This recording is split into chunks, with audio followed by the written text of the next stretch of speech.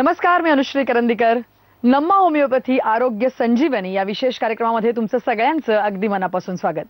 आजच्या या विशेष कार्यक्रमामध्ये आपला जो विषय आहे तो म्हणजे अत्यंत महत्त्वाचा, आर्थरायटिस. हो, आज आपण आर्थरायटिस या विषयावरती बोलणार आहोत आणि एकूणच हा विषय समजून घेण्याकरता आपल्यासोबत आपले डॉक्टरही जोडले गेलेले आहेत. आपण त्यांच्याकडनं हा संपूर्ण विषय समजून घेणार आहोत. परंतु नम्मा होमिओपॅथीबद्दल जर का प्रथम सांगायचं झालं तर संपूर्ण नम्मा होमिओपॅथीचे महाराष्ट्र आणि कर्नाटकामध्ये 21 शाखा आहेत. आणि महाराष्ट्राबद्दल बोलायचं झालं तर महाराष्ट्रात मुंबई, ठाणे, पुणे, नाशिक, औरंगाबाद, सोलापूर, नागपूर, कोल्हापूर, अकोला आणि नांदेड या सर्वत्र ठिकाणी आपल्याला नम्मा होमिओपॅथीच्या शाखा आहेत. तिथे तज्ज्ञ डॉक्टर आहेत. तुम्ही तिथे जाऊ शकता, त्यांच्याकडनं मदत घेऊ शकता. तुमचे विविध आजार आणि रोग याच्यावरती विविध प्रकारची ट्रीटमेंट होमिओपॅथीच्या माध्यमातून नम्मा होमिओपॅथीमध्ये गेले अनेक वर्ष चालते. अगदी आर्थरायटिस बद्दलच सांगायचं झालं तर गेल्या 10 वर्षांपासून आर्थरायटिसवरती प्रामुख्याने होमिओपॅथीच्या माध्यमातून नम्मा होमिओपॅथीमध्ये ट्रीटमेंट चालू आहे. आतापर्यंत 50,000हून अधिक केसेस सक्सेसफुली नम्मा होमिओपॅथीच्या माध्यमातून आर्थरायटिसच्या देखील बऱ्या झालेल्या आहेत. त्यामुळे एकूणच जर का आपण विषय समजून घेणार असू तर आर्थरायटिस हा अत्यंत महत्त्वाचा विषय आहे. आणि आर्थरायटिसबद्दल हे संपूर्ण ज्ञान देण्याकरता आज आपल्यासोबत आहेत डॉक्टर रीना वाढे. डॉक्टर, कार्यक्रमात मनापासून स्वागत. नमस्कार. तर डॉक्टरांबद्दल सांगायचं झालं तर डॉक्टर स्वतः MD होमिओपॅथ आहेत. त्याचबरोबर त्या होमिओपॅथिक कन्सल्टंट म्हणून गेल्या 5 वर्षांपेक्षा जास्त काळापासून नम्मा होमिओपॅथीशी असोसिएटेड आहेत. आजचा विषय पुन्हा एकदा प्रेक्षकांना तुम्ही समजून घ्या. आजचा विषय आहे आर्थरायटिस. एक्झॅक्टली आर्थरायटिस म्हणजे काय, त्याचे प्रकार काय आहेत आणि एकूणच ट्रीटमेंटच्या माध्यमातून नम्मा होमिओपॅथी कशा प्रकारे काम करते हा एकूणच विषय असणार आहे. आपण थेट विषयाला सुरुवात करूया. डॉक्टर, मी जसं म्हटलं तसं की आर्थरायटिस हा विषय गंभीर आहे, महत्त्वाचा आहे, लोकांना समजून घेणं गरजेचं आहे. तर त्या अनुषंगाने सुरुवातीला अगदीच सोपा प्रश्न तो म्हणजे आर्थरायटिस नेमका काय आहे, काय सांगा? आता आपण बरेचदा बघतो की एका ठराविक एज ग्रुप नंतर आपल्याला कसं सांधेदुखीचा त्रास होतोच आहे. पण आपण बहुतेकदा बघतोय की आता कमी वयामध्ये पण भरपूर रुग्ण आमच्याकडे येतात की ज्यांना संधिवाताच्या तक्रारी बघायला मिळतात. तर आर्थरायटिस म्हणजे काय? ऑर्थो म्हणजे हाड किंवा जॉईंट आणि आयटिस म्हणजे इन्फ्लमेशन किंवा तुमच्या सांध्यावरती सूज येणं. ओके, तर आता 2 हाडं जोडल्या गेली की एक जॉईंट तयार होतो. या हाडांना जोडून ठेवण्यासाठी लिगामेंट किंवा आपण त्यांना स्नायू म्हणू शकतो. 2 हाडांमध्ये घर्षण नको व्हायला म्हणून तिथे एक गादीचा थर असतो. तिथे एक लुब्रिकेशनसाठी सिनोव्हेल फ्लुइड पण असतं. ह्या सगळ्या गोष्टी व्यवस्थित आहे. पण काही कारणांनुसार जेव्हा या सांध्यांमध्ये तुम्हाला वेदना होत आहेत किंवा सूज यायला लागते, अखडणपणा व्हायला लागतो, त्यांचा आकार बदलायला लागतो, तर तेव्हा आपण म्हणू शकतो की ही संधिवाताची सुरुवात आहे. तर डॉक्टर, आपण आर्थरायटिस या विषयावरती माहिती देताय, तुम्ही सगळं समजावून सांगताय, परंतु आपल्याला बरेचसे कॉल येत आहेत. मला वाटतं प्रेक्षकांनाही तुम्हाला काही प्रश्न विचारायचे आहेत, तर त्यांचे प्रश्न नेमके काय आहेत आपण थोडंसं समजून घेऊया. आपल्याला पहिला कॉल आलेला आहे, आपण प्रेक्षकाशी बोलूया. बोला. हॅलो मॅम, मी तुमचा आता टीव्ही बघतो आहे. शो मध्ये तुम्ही सांगितलेलं आहे की वातासंदर्भात आपण बोलतो आहात. माझ्या आईचं वय आता 53 आहे. तिचे जे गुडघे आहेत, गुडघ्यांना खूप सूज आहे, चालता येत नाहीये आणि जिना सुद्धा चढता येत नाहीत. आम्ही 2 वर्षापासून ट्रीटमेंट घेतो आहे, काही फायदा होत नाही. पण आता डॉक्टरांनी आम्हाला ऑपरेशन सांगितलेलं आहे. पण आईला ऑपरेशन शक्यतो टाळण्याचा आम्ही प्रयत्न करतो आहोत. तर आपल्याकडे काही ट्रीटमेंट त्याच्या अनुषंगाने होऊ शकते का? तुम्ही कुठून बोलताय आणि तुमचं नाव काय तुम्ही सांगू शकाल?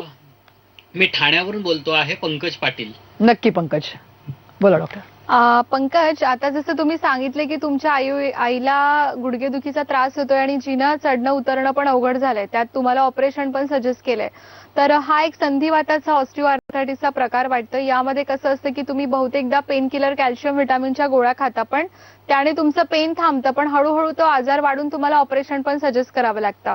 तर यासाठी आपल्याला काय करता येईल की नम्मा होमिओपॅथीच्या वतीने आपण immunogenic miasmatic 6th generation homeopathic ट्रीटमेंटने त्यांच्या आजाराला थांबवू शकतो. म्हणजे जे पण काही दुखणं आहे, वेदना आहे, सूज आहे, हे कमी होऊन जाईल. या व्यतिरिक्त आपल्या औषधांनी त्यांना साईड इफेक्ट पण होणार नाही आणि ऑपरेशन टाळण्यासाठी आपण नक्की प्रयत्न करू शकतो. तर ठाण्याला आपली शाखा आहेच, तर तुम्ही एकदा त्यांना कन्सल्ट करायला घेऊन या. म्हणजे योग्य तपासणी करून आपण तुम्हाला पुढचं मार्गदर्शन करू शकतो. नक्कीच.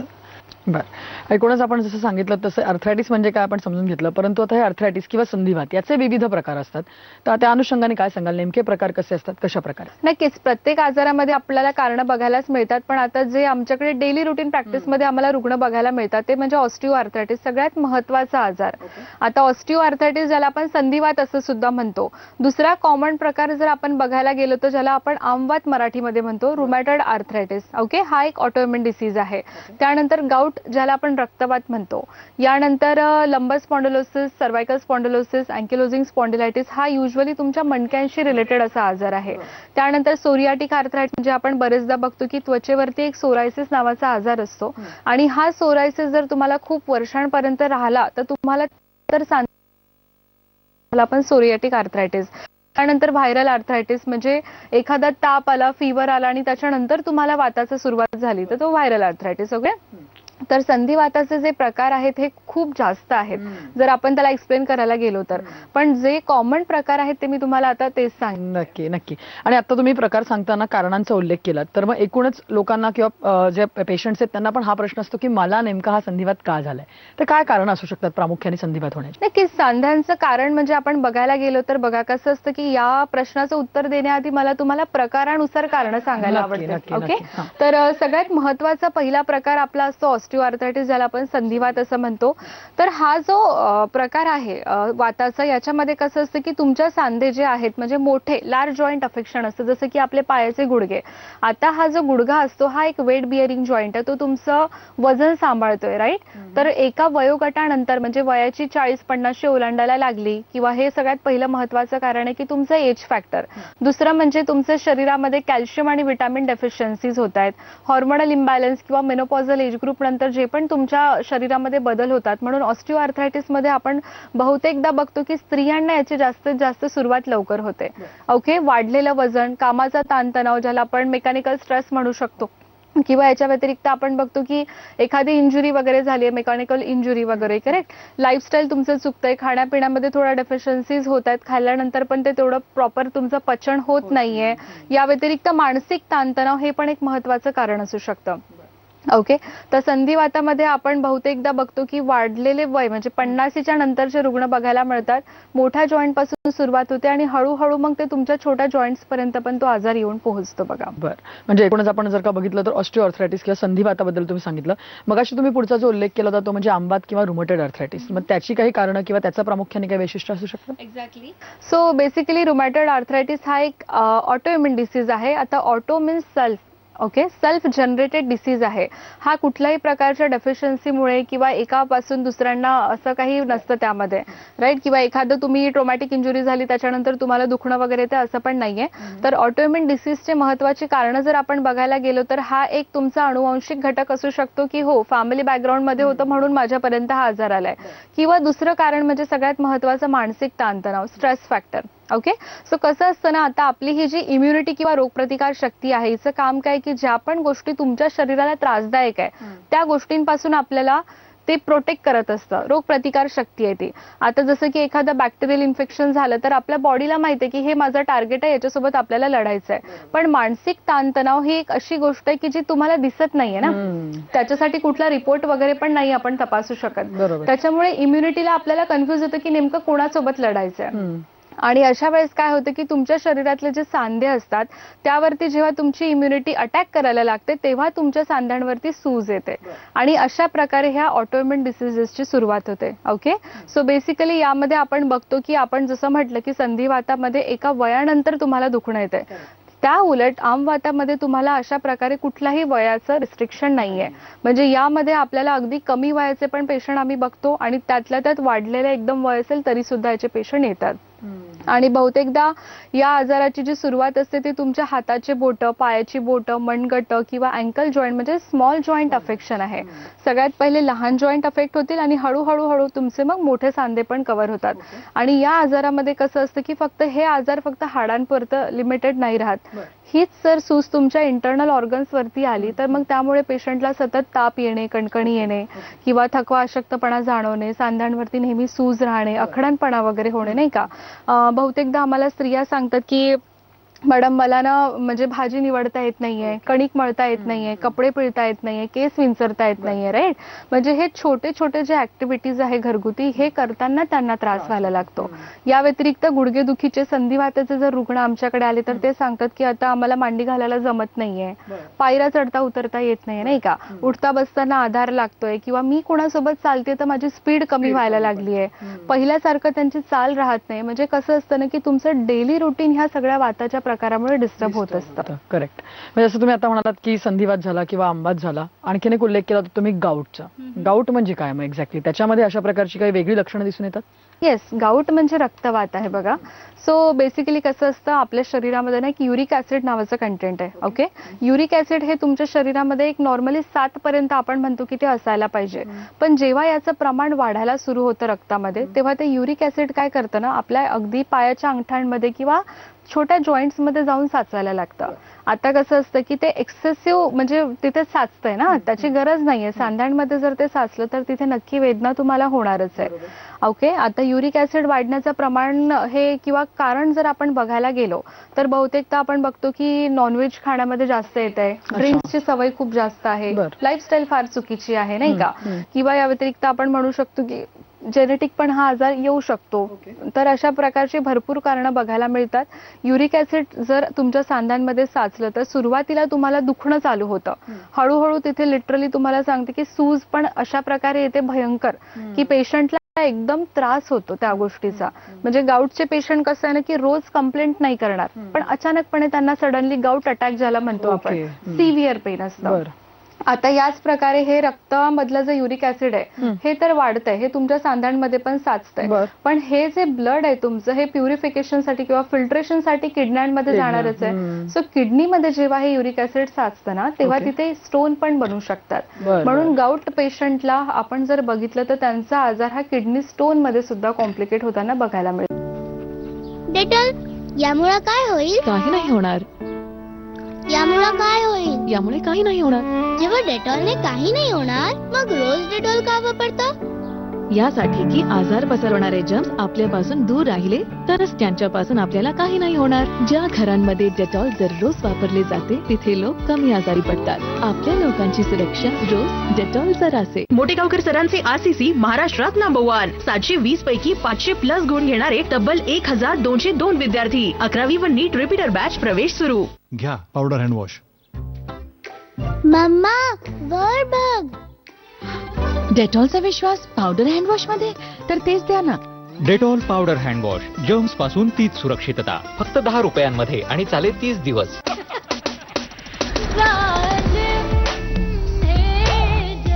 रोज घडे त्याला कोण रडे. रोज यूज करा कॉलिन. ग्लास, मेटल, मार्बल साठी कॉलिन. प्रत्येक वस्तू चमकते रोज. मशीन चालू केलं, त्याचा परिणाम होईपर्यंत माझं काम होईल. आक्रमण एवढ्या पटकन? हे कोणतं नवीन रिफिल आहे? हे आहे स्मार्ट प्लस टेक्नॉलॉजीसह नवीन मॉर्टिन, इंडियाचा फास्टेस्ट फॉर्म्युला जो डासांपासून सुरक्षा सर्वात लवकर आणि सर्वात वेगाने देतो. Most smart and safe Morton. Dettol साबणाची आकर्षक ऑफर. 4 साबणांचा स्पेशल ऑफर पॅक आणा. 45 रुपयांचा हा पॅक अगदी मोफत मिळवा. ऑफर डेटॉल ओरिजिनल आणि कूल पॅक्स वर. आज पाहूया बाथरूम स्वच्छतेत कोण जिंकेल, मेहनत सिंग की नवीन हार्पिक बाथरूम क्लीनर. मेहनत पाहूयाच. डिटर्जंटने खूप रगडा तरी डाग राहून जातात, पण नवीन दाट हार्पिक बाथरूम क्लीनर सहजपणे करतो 10 पट जास्त स्वच्छ. वा, इतकी कमाल. आजच आणा नवीन हार्पिक बाथरूम क्लीनर. जास्त थिकर. स्वच्छता आणि मेहनतीची न फिकर. असं जसं तुम्ही आता हे आपण प्रकार बोलतोय तसं मगाशी तुम्ही जसं उल्लेख केलात की काही काही गोष्टी ज्या मणक्याशी रिलेटेड असतात, स्पॉन्डिलायटिस वेगवेगळ्या प्रकारचे, तर त्याचाही या संधिवाताशी संबंध असतो का आणि मग तो कशा प्रकारे असतो? त्याची काही लक्षणं, कारणं वेगळी दिसू शकतात का? सी, कसं असतं ना, आता संधिवात म्हणजे हाडांवरती आलेला एक आजार आहे. मग ते हाड तुमच्या हाताचं असू दे किंवा पाठीच्या मणक्याचं असू दे, it is related to joints only. Correct आहे. फक्त कसं असतं ना की जिथे जिथे तुमच्या वेदना आहेत त्याच्यानुसार तुमच्या आजारांची नावं बदललेली आहे, एवढाच फरक असतो. तर आता हाच वाद जेव्हा तुमच्या मणक्यांमध्ये बघायला मिळतो त्याला आपण सर्वायकल स्पॉन्डिलोसिस, लंबर स्पॉन्डिलायटिस म्हणतो. आता पाठीचा जो मणका आहे यामध्ये आपण फक्त मानेतून आणि कमरेतून वाकू शकतो. करेक्ट आहे. मधला भाग आपला वाकत नाही, म्हणून त्या 2 भागामध्ये तुम्हाला वाताची सुरुवात बघायला मिळते. आयदर तुमचं मानेपासून सुरू होईल किंवा कमरेपासून सुरू होईल.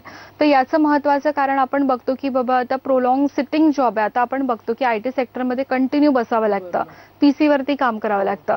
आपोआप तुमच्या बॅकला सपोर्टच मिळत नाही ना, हळूहळू तुमचा आजार पण चालू होईल. ओके. काही लोकांना आपण बघतो की खूप जास्त मेहनतीची काम आहे, शारीरिक मेहनत त्यांना करावं लागतं, त्याच्यामुळे पण वेदना होऊ शकतात. काही लोकांना ट्रॅव्हलिंग खूप जास्त करावं लागतं बाईकवरती किंवा व्हॉट एव्हर इट इज, म्हणजे ट्रॅव्हलिंगच्या कामामध्ये पण मणक्यांचा आजार आपल्याला बघायला मिळतो.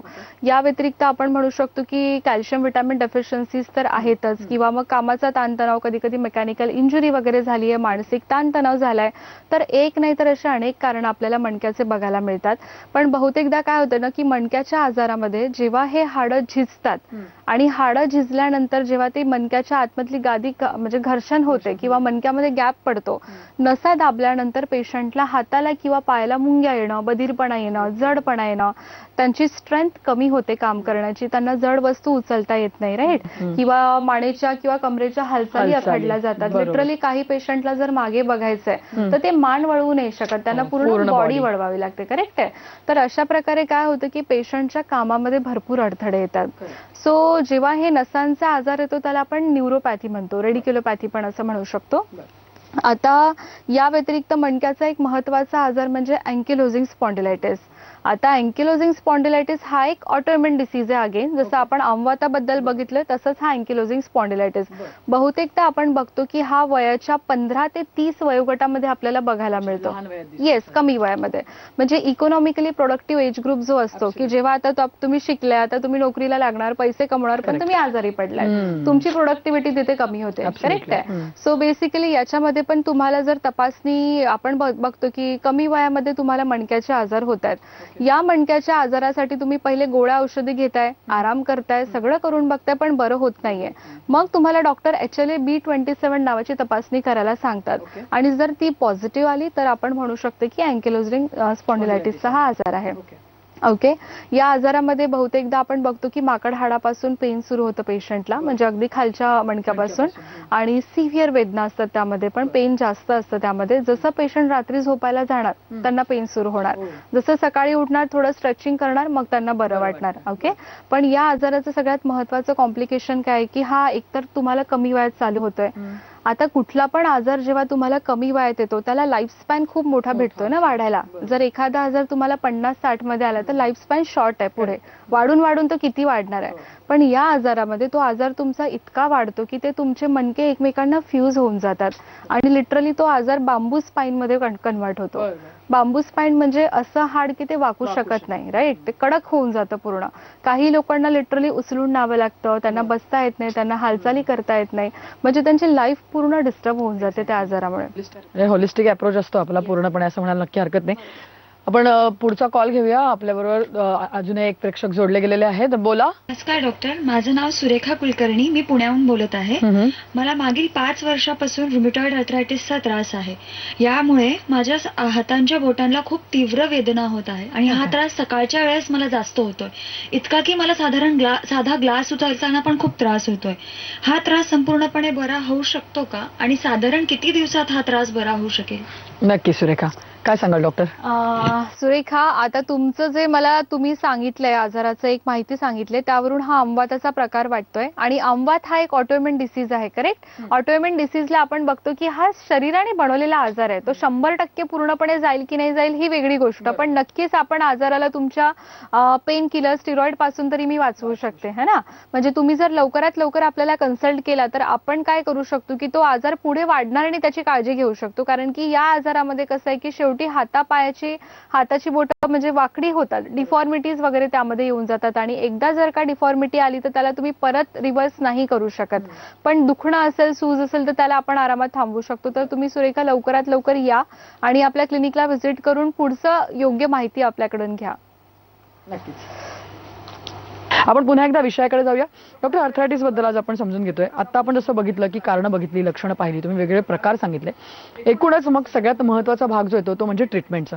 अर्थातच सगळे पेशंट त्याकरताच आपल्याकडे आलेले असतात, आणि जसं तुम्ही म्हणालात तसं की बऱ्याच वेळेला होमिओपॅथिक क्लिनिकमध्ये पेशंट सगळीकडे जाऊन आल्यानंतर कुठे रिलीफ मिळत नाही, आराम मिळत नाही म्हटल्यानंतर, आणि स्पेशली आर्थरायटिस सारखा आजार. तर मग काय सांगाल, नम्मा होमिओपॅथीमध्ये आपण आर्थरायटिसवरती युनिक किंवा वेगळी कशा प्रकारे ट्रीटमेंट देतोय पेशंट्स? पहिला पॉइंट तर हा क्लिअर करेल मी की नमा होमिओपॅथीमध्ये फक्त संधिवातच नाही, Absolutely. तर या व्यतिरिक्त भरपूर आजार जसं की व्हेरिकोज व्हेन, थायरॉइड, पीसीओडी, स्त्रियांचे आजार, हॉर्मोनल आजार, डायबेटीस, ब्लड प्रेशर किंवा आपण म्हणू शकतो वाढलेलं वजन है ना, Okay. त्वचेचे आजार, तुमचे मानसिक आजार, पाळीच्या तक्रारी वगैरे अशा एक नाही तर अनेक तक्रारींवरती आपण इलाज करतो. Okay. नमा होमिओपॅथीमध्ये आपण immunogenic miasmatic 6th generation homeopathic treatment वापरली जाते आपल्याकडे. बरं. आणि यामध्ये कसं असतं की इम्युनिटी सगळ्यात पहिले बघणं, जसं की मी तुम्हाला बोलले की ऑटोइम्युन डिसीज असतात संधिवातामध्ये, आमवातामध्ये पण, राईट. तर यामध्ये आपल्याला बघावं लागतं की अशा कुठल्या गोष्टींमुळे तुमची इम्युनिटी बिघडली हे बघावं लागेल ना. Absolutely. तर तुमच्या शरीरापासून जर मला कुठले पण आजार, आपल्या शरीरापासून जर आपल्याला कुठले पण आजार दूर ठेवायचे असतील तर सगळ्यात पहिले तुमची रोगप्रतिकार शक्ती ही बरोबर असणं फार गरजेचं आहे. ती बिघडली आहे, तिला आपल्याला बॅलन्स करणं गरजेचं आहे. ओके. जेनेटिक म्हणजे काही आजार असे असतात की जे तुम्हाला अनुवांशिकरित्या आलेले असतात, फॅमिली बॅकग्राऊंड मध्ये होतं म्हणून ते आपल्यापर्यंत आलंय. आता इथे पण महत्वाचा पॉइंट काय येतो की आपण बरेचदा बघतो की आई वडिलांना डायबिटीस आहे, त्यांना 4 मुलं आहेत, पण चौघांना डायबिटीस कधीच येत नसतो, एखाद्याला किंवा दुसऱ्याला येतो, बरोबर. त्यामागे मानसिक तणाव हे फार महत्वाचं आहे. ओके. आता सगळ्यात महत्वाचं म्हणजे होमिओपॅथी हे एकमेव असं शास्त्र आहे की ज्याच्यामध्ये आपण पेशंटला जास्त महत्व देतोय. आजार तर मला बरा करायचा आहे, पण आजाराच्या मागे नेमकं मूळ कारण काय, जर मला मूळ कारण लक्षात आलं तर मी मुळापासून त्याला बरं करू शकतो ना. तर पेशंटचं मूळ कारण जाणून घेण्यासाठी आपल्याला एकतर त्यांची अनुवांशिकता बघावी लागते, त्यांचं शारीरिक तणाव, त्यांचा मानसिक तणाव आणि त्यांची लाईफस्टाईल, या 3-4 गोष्टींमुळे मध्येच मला कुठेतरी एक त्यांचं रिझन फाइंड आउट होऊन जातं बघा. सो आपल्याला कसं असतं ना की जेनेटिक हिस्ट्री फार गरजेची आहे. मायझोमॅटिक म्हणजे जसं की तुम्ही मगाशी शब्द वापरला, हॉलिस्टिक अप्रोच आहे आपला, बरोबर. हॉलिस्टिक अप्रोच सोबत एक इंडिव्हिज्युअलायझेशन पण कन्सेप्ट आहे. जर माझ्याकडे एकासोबत 4 पेशंट जरी संधिवाताचे, आमवाताचे आले तर मी प्रत्येकाला सेम मेडिसिन नाही ना देऊ शकत. प्रत्येक पेशंट वेगळा आहे, प्रत्येकाचा आजार जरी सेम वाटला तरी पण कारणं वेगळी वेगळी आहेत. म्हणून मायझोमॅटिक म्हणजे मला रूट कॉज फाइंड करणं फार गरजेचं आहे. ओके. सो आपण 6th जनरेशन बद्दल जर बोलायला गेलो तर कसं असतं ना की हल्ली आपण बघतो की आजारांचं प्रमाण फार बळावलंय किंवा ते फार लवकर येते रुग्णांना, बरोबर. पहिले कसं होतं की थायरॉइड, पीसीओडी, डायबिटीस हे आजार ऐकायला नाही भेटायचे, पण आताच्या काळामध्ये एकदम कमी वयामध्ये आजार येतात. त्याचं कारण काय है ना. तर या जनरेशनला सूट होणारं औषधी म्हणजे जे लवकरात लवकर तुम्हाला काम करू शकतं, त्यासाठी आपल्याकडे हा ऍडव्हान्स फॉर्म्युला आहे. आणि होमिओपॅथिक उपचार पद्धती ही सर्वात सेफ ट्रीटमेंट आहे. याच्यामध्ये आपण आपल्या मेडिसिन्स मध्ये कुठल्याही प्रकारचे केमिकल, स्टिरॉइड वगैरे वापरल्या जात नाही, म्हणून 0% साईड इफेक्टची गॅरंटी आपण देऊ शकतो. कुठला पण रुग्ण जर माझ्याकडे येत असेल तर माझा सगळ्यात पहिला टप्पा काय असतो की आजाराला त्या स्टेजमध्ये थांबवणे. मी त्यांना लगेच बरं नाही करू शकत. हा पहिला पॉइंट आम्ही पेशंटला क्लिअर करते की पेशंट आला आणि लगेच बरा झाला है ना. कारण की जो आजार एका दिवसात आलेला नाहीये तो एका दिवसात जाणार पण नाही, बरोबर. दीर्घकालीन चालणारे जे आजार असतात हे वर्षानुवर्ष चाललेले असतात. तर ते आपल्याकडे जेव्हा पेशंट येतो तर आपण पहिले तर प्रेझेंट स्टेटला थांबवतोय. जर मी त्या आजाराचं प्रेझेंट स्टेट थांबवू शकले तर डेफिनेटली मी प्रोग्रेस आणि कॉम्प्लिकेशन्स अवॉइड करते, बरोबर. आणि हळूहळू मग स्टेप बाय स्टेप मी त्या आजारांना कमी करण्याचं पण काम करते. सो अशा प्रकारे आपण कसं असतं की रुग्णाला व्यवस्थित जर त्या आजाराबद्दल समजावलं की कशा प्रकारे तुमची ट्रीटमेंट कॅरी ऑन होणार आहे तर त्यांना ते पहिले माहिती असतं. तर अशा प्रकारे आपण पेशंटला व्यवस्थित सगळ्या गोष्टी समजावून हळूहळू त्या पेशंटचा आजार पण बरा करण्यासाठी मदत करतो. तर तुम्हाला सुद्धा अशा प्रकारच्या काही शंका असतील, तुमच्याही काही लक्षणं तुम्हाला येत असतील किंवा तुम्हाला आर्थरायटिस सारखा आजार असेल असं तुम्हाला वाटत असेल तर थांबू नका. स्क्रीनवरती जे नंबर दिलेले आहेत त्याच्यावरती तुम्ही फोन करू शकता, डॉक्टरांची अपॉइंटमेंट घेऊ शकता, थेट डॉक्टरांशी संवादही साधू शकता. आणि मी जसं म्हटलं तसं एकूणच नमा होमिओपॅथीच्या कर्नाटक आणि महाराष्ट्रामध्ये 21 शाखा आहेत, त्यामुळे त्यापैकी तुम्ही कुठेही जाऊ शकता आणि डॉक्टरांना स्वतः भेटू शकता. आर्थरायटिसच नाही पण इतर कुठलेही आजार, जसं डॉक्टर म्हणाले तसं की अगदी सर्दी खोकल्यापासून ते कॅन्सरपर्यंत सगळ्या प्रकारचे आजार इथे नमा होमिओपॅथीच्या होमिओपॅथिक ट्रीटमेंटने पूर्णपणे बरे होऊ शकतात. त्यामुळे तुम्ही लवकरात लवकर या शाखांमध्ये जा. जर का महाराष्ट्रातच सांगायचं झालं तर महाराष्ट्रात सुद्धा नमा होमिओपॅथीच्या 10 शाखा आहेत. त्यापैकी मुंबईमध्ये दादर येथे, त्याचबरोबर ठाणे, पुणे, नाशिक, औरंगाबाद, सोलापूर, नागपूर, कोल्हापूर, अकोला आणि नांदेड या 10 ठिकाणी महाराष्ट्रात नमा होमिओपॅथीच्या शाखा आहेत. त्यामुळे तुम्ही कुठेही जाऊ शकता, तज्ञ डॉक्टरांची भेट घेऊ शकता आणि तुमचे संपूर्ण आजार होमिओपॅथीच्या माध्यमातून विदाऊट एनी साईड इफेक्ट्स पूर्णपणे बरे देखील करू शकता. तर डॉक्टर तुम्ही इथे आज आलात आणि या संपूर्ण विषयावर एवढं छान मार्गदर्शन आम्हाला केलं त्याबद्दल धन्यवाद. नमस्कार. नमा होमिओपॅथी